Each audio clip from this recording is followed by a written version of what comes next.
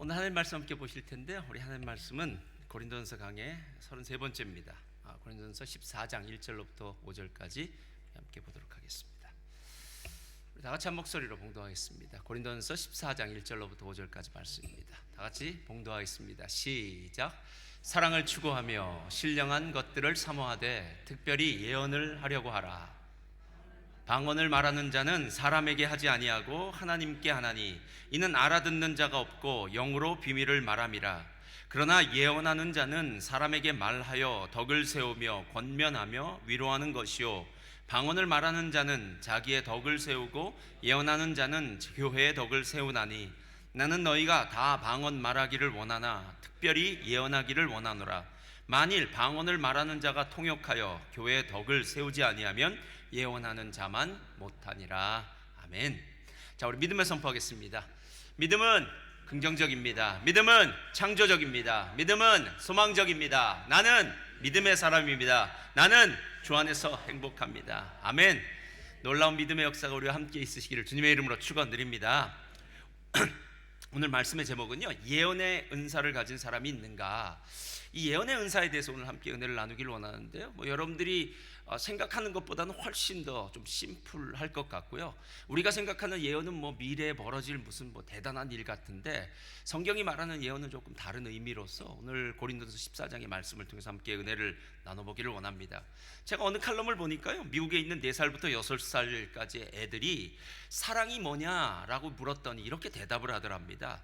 8살짜리 레베카는 이렇게 말했답니다. 관절염에 걸린 할머니가 더 이상 몸을 굽혀 발톱 색칠을 하지 못할 때 자신도 관절염에 걸린 할아버지가 늘 대신해서 발톱을 발라주는 거. 그 다음에 노엘이 7살입니다.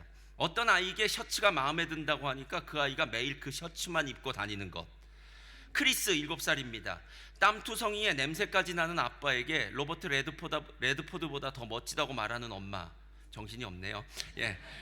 마크는 6살인데요 이렇게 얘기합니다. 화장실 변기에 앉아있는 아빠를 보고도 역겹다고 생각하지 않는 우리 엄마. 사랑이라고 합니다.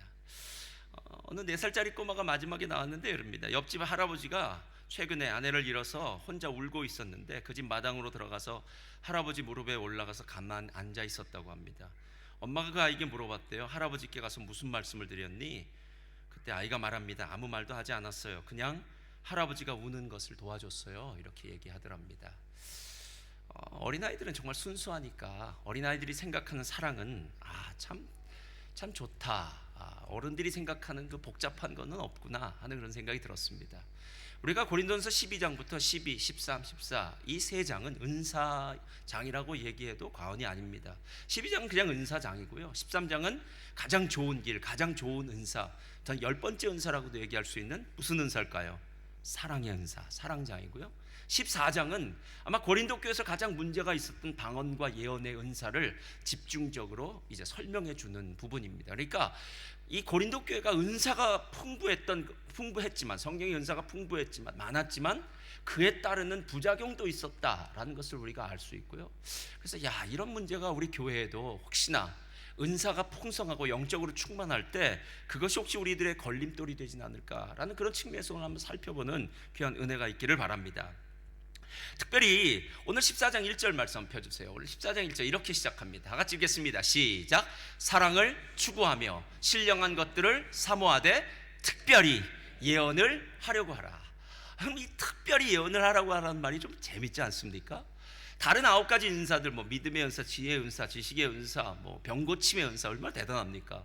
영분별한 은사, 이런 은사도 있음에도 불구하고 오늘 사도 바울은 특별히 오늘 이 예언의 은사를 사모하라 라고 얘기하는데요, 이 예언의 은사를 하려고 하라 하는 이 말 가운데는 어떤 의미가 담겨져 있냐면 예언의 은사를 갈망하라. 마치 목마른 사슴이 시냇물을 찾듯이 너희들이 다른 거는 몰라도 이건 꼭 달라고 해라 라고 말할 정도로 예언의 은사는 정말 중요하다는 겁니다. 그런데 실제로 우리 한국교회가 예언의 은사 하면은요, 양극단입니다. 제가 어렸을 때 예언하는 권사님 집회나 이런 데 가보고 했습니다.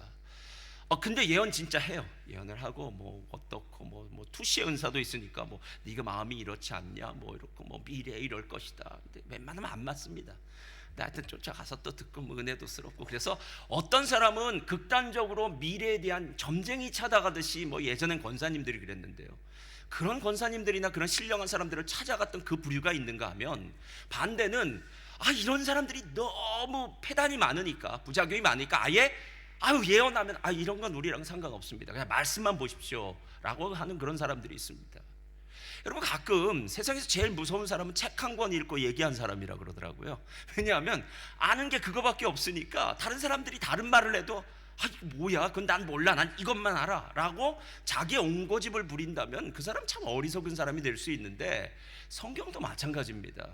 실제로 우리가 경험해왔던, 우리가 보아왔던 것이 중요한 것이 아니라 성경 말씀이 근거가 돼야 되는데, 정작 중요한 성경 말씀은 보지 않고 엉뚱한 데서 예언 집회라든가 아니면 예언에 대한 반대적인 생각을 하던 사람들이 예언에 대한 좋지 않은 선입견을 가진 경우가 참 많더라는 거예요. 여러분들은 어떠십니까? 오늘 성경이 뭐라고 이야기합니까? 특별히 예언하기를 사모하라, 예언하기를 원하라, 구하라, 사모하라. 저는 우리 사랑하는 멜몬슨 모험교회 모든 성도님들이 예언의 은사를 사모하시기를 주님의 이름으로 축원드립니다. 그러니까 아멘이 왜 이렇게 작아요? 다시, 우리 멜몬슨 모험교회 성도님들이 성경대로 예언의 은사를 가지시기를 주님의 이름으로 축복합니다. 여러분, 이게 성경대로 하는 거예요. 매일 성경 따로 생각 따로 삶 따로는 살 수 없지 않습니까? 성경이 예언의 은사를 사모하라 그러는데 왜 우리는 아직도 나의 선입견, 고정관념 때문에 예언의 은사를 잘 적용하지 못하느냐라는 거예요. 거기엔 이런 문제가 있기 때문에 그렇습니다. 오늘 성경 본문을 이해하는 사람들이 예언이라고 할 때 우리의 식의 예언, 그리고 선지자, 예언자 하면은 거의 미래적인 측면만을 생각할 때가 많습니다. 영어에서는 예언은 prophecy입니다. 그런데 영어의 단어 중에 predict라는 단어가 있어요. predict나 prophecy나 우리는 비슷하게 사용을 해요. 세상에선 비슷하게 사용합니다. predict는 앞으로 될 일을 먼저 말하는 것입니다. 영어의 사전에 보니까 to say that an event on action will happen in the future, 미래에 벌어질 일을 얘기하는 게 predict라고 얘기해요. 근데 많은 사람들이 prophecy를, 예언을 predict로 생각하는 겁니다. 근데 predict와 prophecy는 다르다라는 거예요. 어떻게 다르냐 하면 이 한자에서는 이걸 이렇게 쓰는데요, 우리가 은행에 돈을 집어넣을 때 은행에 돈을 넣은 것을 예금한다 라고 얘기해요. 여기에 나오는 예자는 누구에게 맡긴다라는 예자라는 거예요. 그러니까 은행한테 내 돈을 맡겨서 내 돈을 보관하고 계십시오, 여기 뭐 이자는 붙여주겠지만 뭐 이자보다 떨어진 게 더 많더라고요. 하여튼 보관해 주십시오 할 때 맡긴 돈을 의미할 때 예금이라고 하듯이, 하나님이 우리들에게 말씀을 맡기셔서 그 말씀으로 다른 사람들을 섬길 수 있게 하는 것, 이게 바로 예언의 은사더라라는 겁니다. 그래서 신학자들은 구약 성경에 나와 있는 예언의 시제를 예언의 상황을 한번 조사해 봤어요. 전부 분석해 보니까 구약 성경에 말하고 있는 예언의 92%는 현재랍니다. 그러니까 현재 이야기를 말하는 거예요. 그러니까 이사야 선지자도 에레미야 선지자도 뭐 하박국 선지자도 호세아 선지자도 미래의 일에 대해서 말한 것이 아니라 지금 현재 그들 이스라엘 백성들이 겪고 있는 어려움, 아니면 이스라엘 백성들이 지금 우상 숭배하고 타락한 가운데 겪고 있는 그 부분을 향해서 격려하고, 어떨 땐 격려하고, 어떨 땐 권고하고, 어떨 땐 권면하고 경고하고 책망하는 이 모든 것을 예언이라고 했지, 미래에 대한 예언은 7%밖에 안 되더라는 거예요. 게다가 나머지 1%는 예수 그리스도, 즉 메시아에 대한 예언이다라고 이렇게 말을 합니다. 그러니까 오늘 성경이 말하고 있는 이 부분에서 예언은 절대 미래적인 것이 아니다라는 거예요. 미래적인 것도 있지만 거의 90%가 넘는 92%는 현재형이다. 그렇다면 예언의 은사를 가진 사람이라면 하나님께서 내게 맡겨주신 그것을 가지고 공동체를 섬기고 이웃을 섬기는 일을 감당하지 않겠느냐라는 겁니다.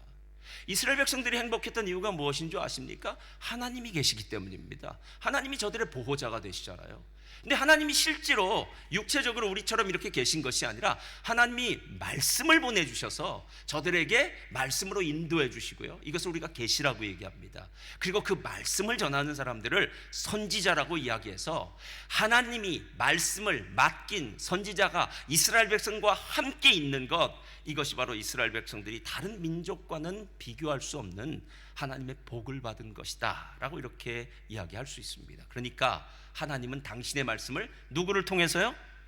선지자를 통해서 말씀하신다. 이게 구약의 일반적인 방식이었다라는 겁니다. 그래서 에스겔서 2장을 보면 이런 얘기를 해요. 그들은 패역한 족속이라 그들이 듣든지 아니 듣든지 그들 가운데 선지자가 있음을 알지니라. 여러분, 예언의 은사가 왜 축복의 은사냐면요, 우리는 실제로 빵, 밥, 사람이 밥으로만, 떡으로만 사는 것이 아니요 하나님의 입에서 나오는 말씀으로 산다고 이야기하지 않습니까? 여러분, 실제로 우리가 배가 고프면은요 도둑질을 하지 자살을 하는 사람은 없습니다. 배고파서 자살하는 사람은 없어요. 그러나 누구로부터 말에 상처를 입는다든가 아니면 시련을 했다든가 어려운 말을 들었던 상황이 되면 그때 자기의 목숨을 스스로 끊을 정도로 사람은 배고파서 죽는 존재가 아니에요. 왜냐하면 우리가 영적인 존재이기 때문입니다. 그래서 하나님의 말씀이 필요하고 이 말씀을 계속 먹는 것, 그리고 이 말씀이 우리 가운데 있는 것, 이것이 가장 복이다라는 겁니다. 여러분, 이 자리에 왜 오셨습니까? 이 자리에서 말씀 듣기 위해서 온 거 아닙니까?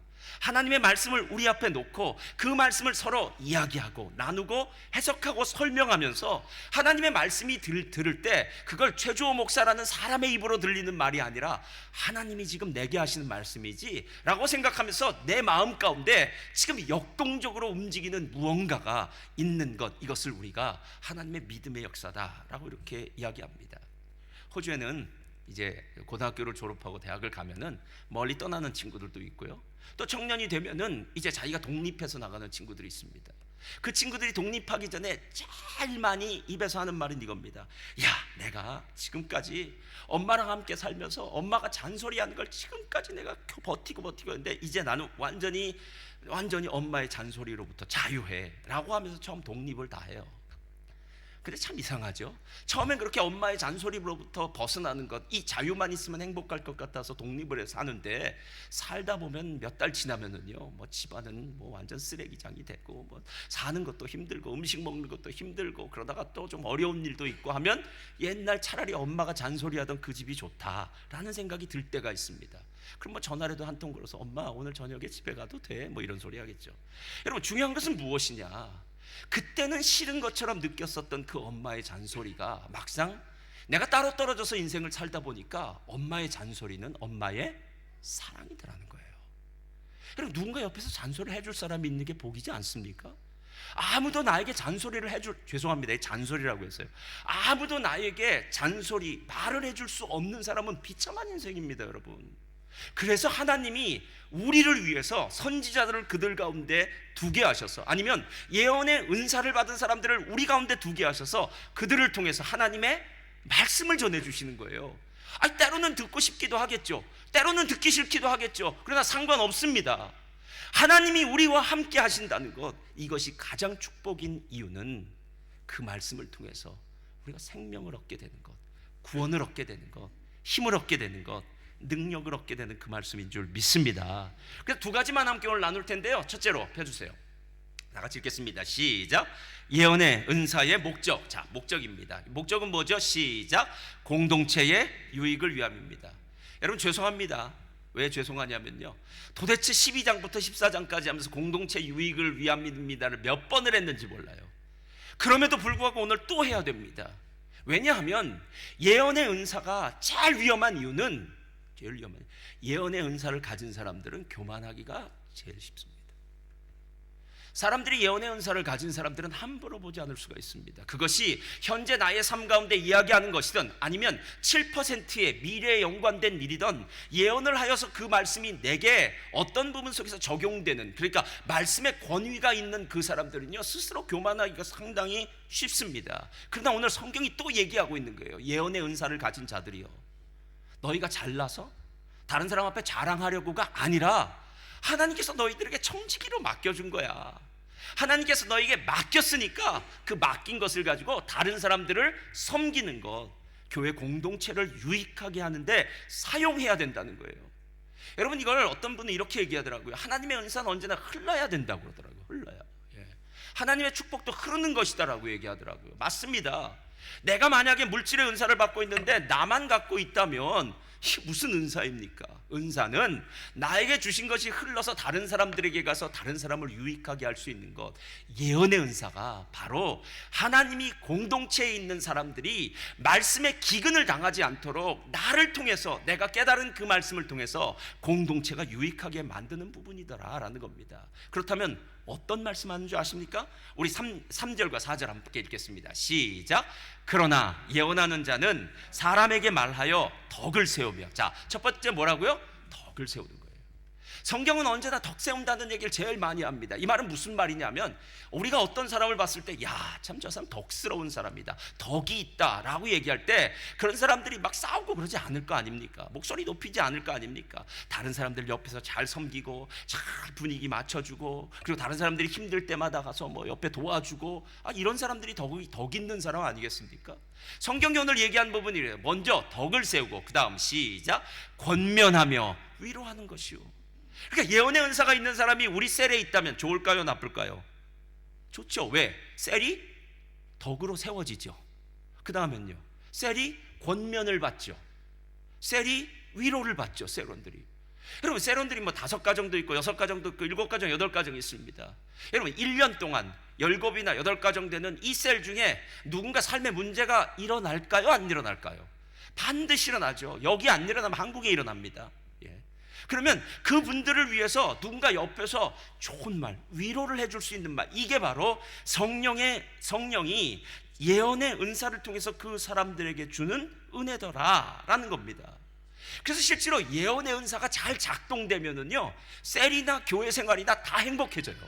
왜냐하면은 누군가 어려울 때, 누군가 권면이라는 것은요, 권면이라는 것은 단순히 좋은 말 해주는 게 아니라, 우리가 어떤 때 다 필요한 말이 있는데 그 필요한 말을 누군가 한 말 탁 붙여주면 마치 스파크가 일어서, 예전 같으면 자동차 시동을 거는 것처럼 한다면요, 자동차가 시동이 탁 걸려서 차가 움직일 수 있듯이 내 인생에 막혀져 있는 문제, 답답해하는 문제가 탁 하고 풀려지는 그런 것, 이런 것들이 권면이다라는 거예요. 근데 권면이나 위로라는 이 단어는 파라클레시스, 파라수미아라는 헬라어인데요, 둘 다 파라자가 붙어 있어요. 파라는 접두어예요. 이 접두어의 의미는 뭐냐면 옆에서라는 말입니다. 그러니까 하나님의 말씀만 사람들에게 보내준 것이 아니라, 말씀을 가진 사람을, 이 육체를 가진 사람을 그 옆에 붙여 주어서 그 사람으로 하여금 지금 힘든 사람들, 어려운 사람들, 권면이 필요한 사람들에게 도와줄 수 있는 일을 감당하게 한 것, 이것이 바로 예언의 은사라는 거예요. 그러니까 예언의 은사가 얼마나 중요합니까? 근데 가끔 사람들이 착각하는 게 있어요. 그럼 목사님, 예언의 은사는 언제나 좋은 것만 있습니까? 뭐 위로하고 권면하고? 아닙니다. 그 밑으로 내려가면 24절, 25절 한번 나같이 읽겠습니다. 24절, 25절이요. 시작. 그러나 다 예언을 하면 믿지 아니하는 자들이나 알지 못하는 자들이 들어와서 모든 사람에게 책망을 들으며 모든 사람에게 판단을 받고, 그 다음 절이요, 그 마음에 숨은 일들이 드러나게 되므로 엎드려 하나님께 경배하며 하나님은 참으로 너희 가운데 계시다 전파하리라. 자, 이게 무슨 말이냐면요, 실제로 지금 고린도 교회에서 예배를 드리거나 이럴 때 뭐 새로운 사람이 있거나 아직 예수님을 안 믿는 사람이 있지 않겠습니까?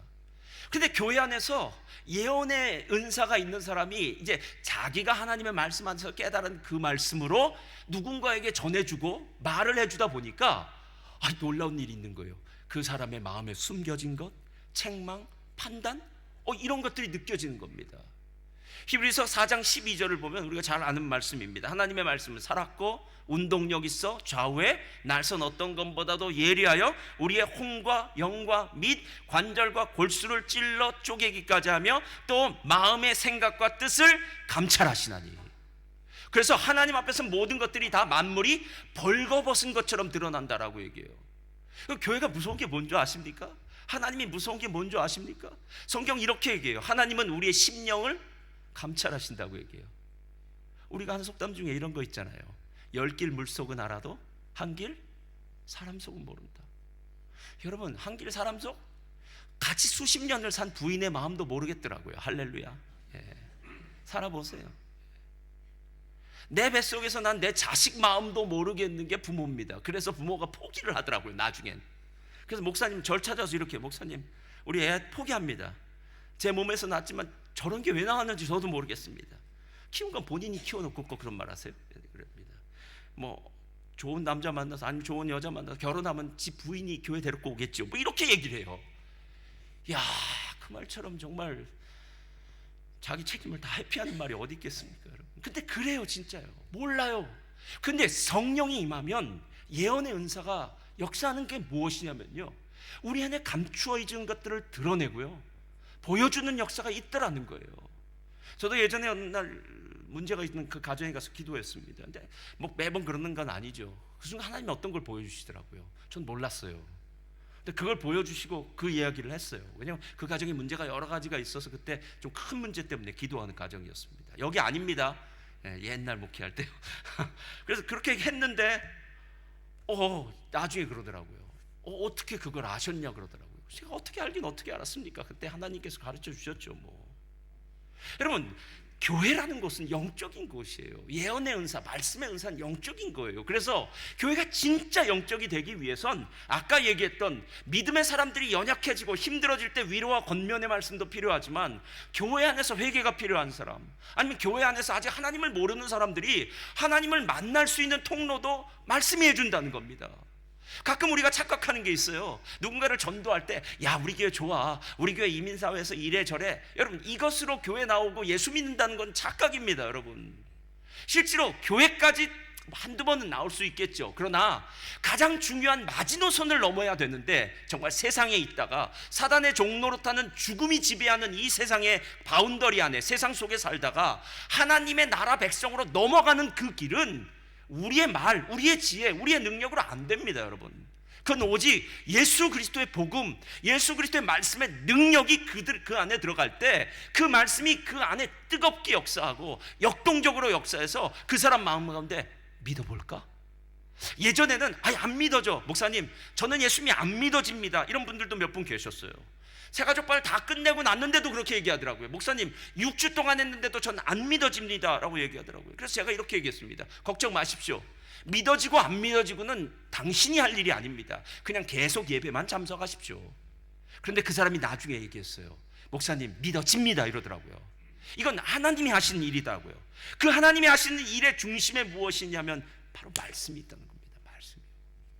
그래서 예언의 은사는, 예언이라는 말만 자꾸 들으면 우리의 선입관이 있는데, 이걸 옆으로 싹 빼내고 말씀의 은사다, 말씀의 그냥 은사가 아니라 말씀을 적용하는 은사다, 깨달은 말씀이 다른 사람들에게 도움이 되는 은사다라고 얘기하면 훨씬 쉽게 이해될 수 있습니다.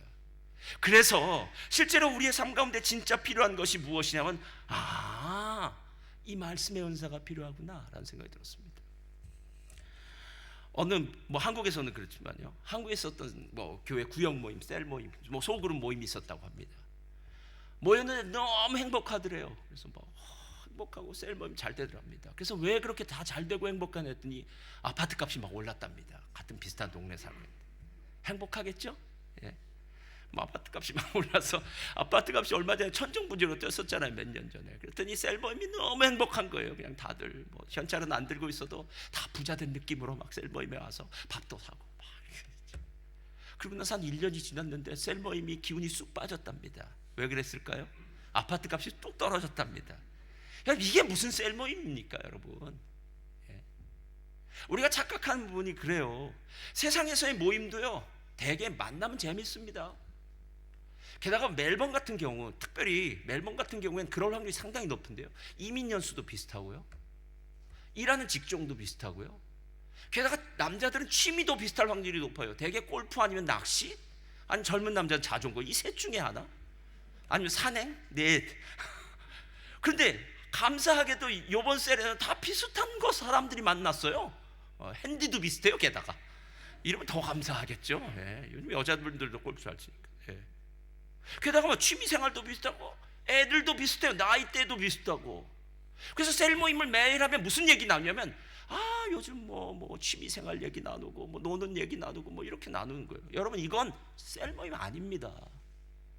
그래서 여러분들이 함께 식탁의 교제를 나누는 거, 그거는 식탁의 교제를 나누면서 여러 가지 이야기를 하지만 셀 모임 때는 반드시 셀 교제를 가지고 여러분이 나눠야 돼요.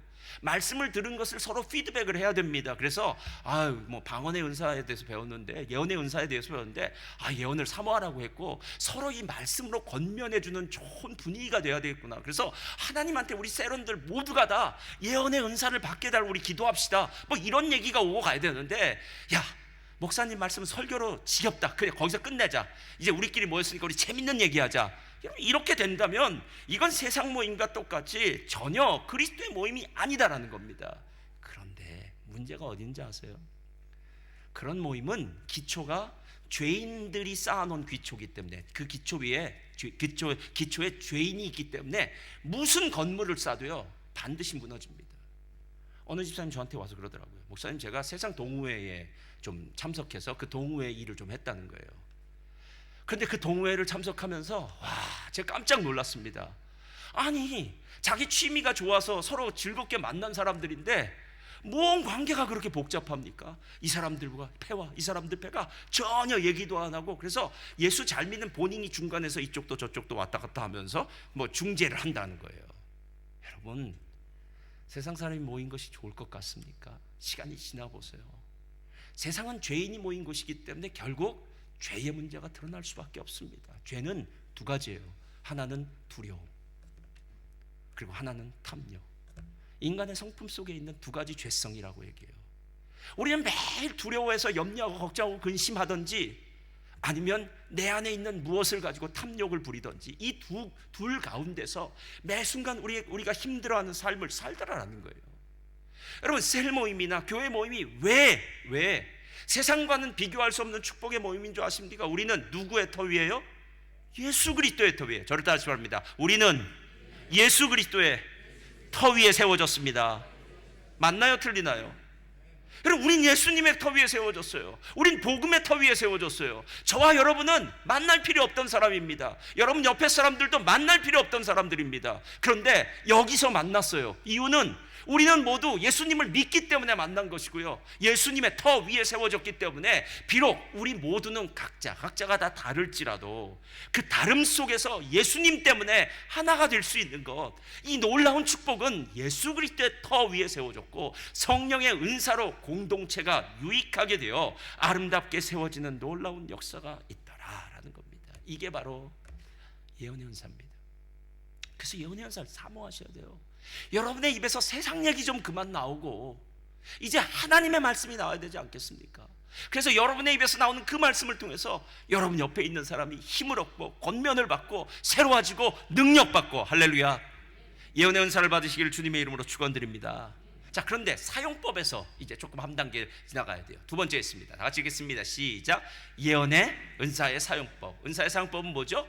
공동체의 제재를 받아야 된다. 자, 영적인 것은요, 실은 성령이 우리 안에 들어오셔서 역사하는 거기 때문에 인간이 처음 시작하는 이니셔티브가 있는 게 아닙니다. 인간이 시작한 게 아니에요. 그래서 어디까지 갈지 몰라요.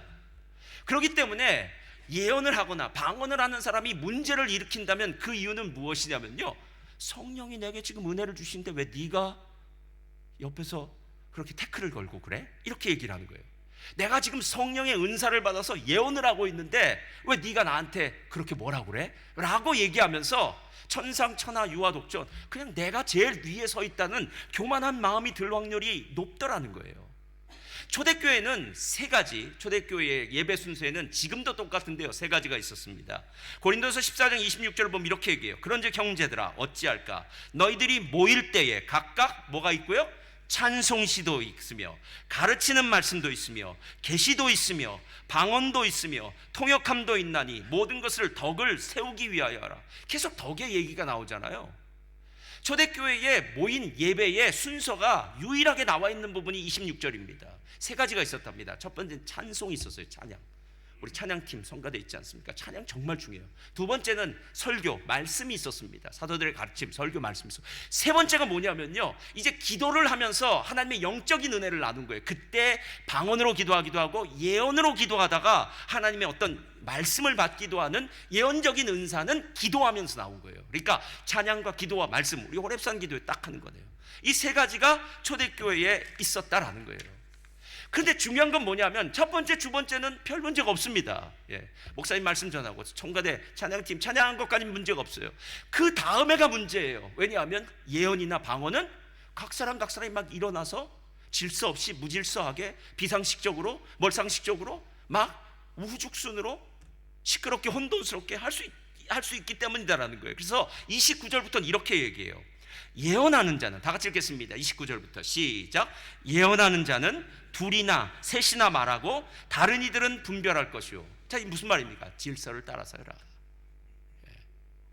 오늘따라 분위기가 좋아서 너도 나도 할 것 없이 한 20명이 올라서서 우리 다 예언하겠다 이러지 말고 두세 명이 있으면 한 사람은 분별해라. 분별하라는 것은요, 마치 베레아 교회처럼 베레아 성도들처럼 바울이 전하는 말씀이 성경에 있는지 없는지 봐야 될 거 아닙니까? 진짜인지 가짜인지 봐야 될 거 아니에요. 그래서 누군가가 예언을 할 때 이 예언은 정말 하나님의 말씀에 근거한 거다, 참 맞다라고 얘기해 줄 사람이 필요하다는 거예요. 그리고 그 다음 절 30절부터 읽겠습니다. 30절부터 시작. 만일 곁에 있는 다른 이에게 계시가 있으면 먼저 하던 자는 낮아지라는 거죠. 아니, 내 계시가 훨씬 뛰어난 거야, 이 예언이 네 예언보다 더 커, 이러지 말고 그 다음 사람이 예언하면 당신은 좀 잠잠히 있으십시오, 이런 거예요. 31절 시작. 너희는 다 모든 사람으로 배우게 하고 모든 사람으로 권면을 받게 하기 위하여 하나씩 예언할 수 있느니라. 자, 예언이 권면이나 배움의 도구가 되는 이유는 무엇이냐면 내가 깨달은 말씀, 하나님이 나에게 맡겨주신 말씀이 다른 사람에게 전달되니까 그 사람에게는 마음의 위로가 되고 힘이 되더라는 거예요. 한 3년 전쯤 됐을 거예요. 처음 우리 교회를 나오신 분이 새가족반을 하는데 저한테 그러더라고요. 3년 더 됐나? 한 4년쯤 됐을 거예요. 자기가 이 교회를 와서 깜짝 놀랐대요. 그래서 뭘 놀랬냐 했더니 자기가 첫 번째 왔을 때 목사님이 설교했던 제목이 어찌 그리 자기의 상황에 정확히 맞는지 모른다는 거예요. 그래서 그때 제목이 아마 원치 않는 일, 그런 일을 당했을 때인가 그런 재미였어요. 근데 자기가 지금 인생 가운데 딱 그 일을 당했다고 그러더라고요. 그래서 한번 얘기해 보라고 하니까 정말 눈물 없이 못 듣겠더라고요. 어떻게 인생에 저런 일이 갑작스럽게 벌어질 수 있을까 한번 생각하면서, 그렇게 해서 그 제목에 은혜 받았던 사람도 처음 봤습니다. 하여튼 제목에 은혜 받고 또 신앙생활을 하겠다고 그렇게 했던 분이 있어요.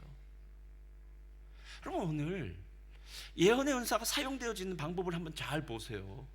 누군가 하면 낮아지고, 다음번 사람이 하면 너 가만히 있고, 모든 사람으로 질서 있게 배우게 하고 권면받게 해라. 그리고 32절 제일 중요한 구절 이렇게 얘기해요. 예언하는 자들의 영은 예언하는 자들에게 제재를 받나니. 그러니까 교회에 있는 사람은요, 실은 낮아져야 된다는 거예요. 낮아져야 된다는 거예요. 예전에 박영선 목사님이 하신 말씀 중에 제가 참 마음에 새기고, 좋은 교회는 이런 교회야 라고 이렇게 얘기하면서 생각하는 게 있어요. 좋은 교회는요, 교회 가면 사람들이 다 웃는답니다. 할렐루야. 웃는데요. 그럼 안 좋은 교회는 어떤 교회입니까? 사람들이 무섭답니다. 왜 무서운지 모르는데 무섭대요. 그런데 신앙이 더 깊어질수록 더 무섭대요, 그 사람의 얼굴이. 그래서 그 교회에 더 나오고 싶지 않대요. 저에겐 좋은 교회 같아요. 왜냐하면 여러분 웃느라고 정신없더라고요. 제가 옆에 지나가도 목사님은 지나가는지 안 지나가는지도 모르고, 밥이 맛있어서 그런지 아니면 제 말이 재밌어서 그런지, 하여튼 재밌어 하는 거 보니까 좋은 교회 같다라는 생각은 들었습니다. 자, 그게 무슨 뜻입니까? 성령의 은사가 나를 잘난 사람으로 만들거나 자랑하게 만드는 것이 아니라 나로 누군가를 섬기게 만들잖아요. 그럼 섬긴다는 것은 내가 낮은 자고 높은 자를 섬기는 거죠. 제가 만약에 예언의 은사를 받았는데 옆 사람한테 야, 너 요즘 문제가 좀 있는 것 같아, 내가 하나님부터 말씀을 받았는데 하나님이 이렇게 살래, 이렇게 얘기해야 되겠습니까? 아니면 제 마음에 집사님 제가 요즘 매일 성경을 했는데, 우리 매일 성경 하니까요, 오늘 겟세마네 예수님 기도하는데 참 이 말씀이 마음에 참 은혜를 받은 것 같아 라고 서로 나눴더니 그 집사님이 그 말씀 듣고요, 맞아, 나도 그 말씀이 참 마음에 와닿습니다 하면서 그날 내내 그 말씀이 마음에 남는 거예요. 제가 며칠 전에 그랬습니다. 저는 아침에 제가 묵상을 하고 나면요, 꼭 저한테 물어봐요. 그래서 왜 물어보냐, 인터넷 봐라 라고 해도 옆에 사전을 놔두고 왜 내가 저거 하냐 이러면서 저한테 물어봐요. 근데 어느 날은 물어보지 않고 자기가 묵상한 걸 나눠요. 근데 들을 땐 제가 그냥 듣죠. 근데 그날은 하루 온종일 그날 아침에 말했던 게 지워지질 않아요. 지워지질 않아요. 그 말씀이 도전이 되는 거예요. 도전이. 여러분, 하나님 말씀을 읽어야 됩니다. 하나님 말씀 들어야 됩니다. 아니, 신앙생활 수십 년 수백 년 하면 뭐해요? 하나님 말씀 한 번도 듣지도 않는데. 제가 예전에 신방 갔을 때 그 집사님, 나중에 아들 결혼식 때 나오셔서요, 그분 참 저랑 친해졌던 분이에요. 근데 그 집 얼마나 신방했는지 몰라요. 그분은 걔가 유학을 떠났는지 몰라요. 왜냐면 1년에 딱 한 번 나오시는 분이니까. 제가 2년을 없다가 나타났거든요. 그래도 목사님 딱 한 번 안 본 거니까 제가 왔다 갔다 줄 몰라요. 저희 담임 목사님, 제가 부목사 할 때니까 부교육자 할 때 담임 목사님 그 집에 신방을 갔더니 이제 예배를 드려야 될 거 아니에요. 그래서 주방에서 예배를 드리는데, 와, 성경책에 먼지가 그렇게 껴있는 성경책은 처음 봤어요. 그랬더니 성경책을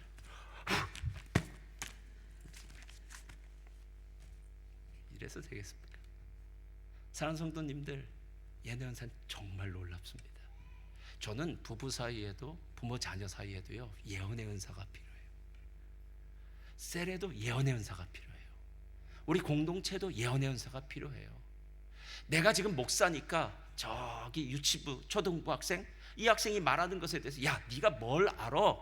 내가 신앙생활해도 얼마나 오래 하고 말씀을 하도 얼마나 많이, 이게 아니라 하나님은 돌들을 들어서도 하나님을 찬양하게 할 수 있고, 당나귀의 입을 열어서도 하나님의 말씀을 전할 수 있는데, 우리 유치부에서도 유년부에서도 얼마나 잘 배우는지 몰라요. 그 아이들의 입에서 나오는 말이 나에게 전해주시는 하나님의 예언의 은사가 아닐 수 있겠느냐는 거예요. 그래서 내 마음을 활짝 열어놓고, 하나님, 저에게 하나님의 말씀을 주세요. 하나님, 저는 말씀을 기다립니다. 말씀의 은혜를 주세요 라고 제 마음을 내려놓고 마음을 활짝 오픈해 있으면, 하나님께서 그날 셀 모임을 갔더니 어느 집사님의 입술을 통해서 내 마음에 말씀을 주시고, 그 말씀이 내 마음에 닿자마자 내 영혼이 힘을 얻고 위로를 받고 새로워지는 경험을 하게 되는 것. 그래서 우리는 예언의 은사가 절대적으로 필요합니다. 자이언트 앞으로 나와주시고요. 사랑하는 성도님들, 성경 보지 말고 다른 얘기 하지 마시고 성경대로 살면 됩니다. 특별히 예언의 은사를 사모하라. 특별히 예언의 은사를 사모하라. 사랑을 추구하고 특별히 예언의 은사를 사모하라. 오늘 이 말씀이 14장의 가장 중요한 말씀으로 저와 여러분의 삶 가운데 각인되시기를 주님의 이름으로 축원드립니다.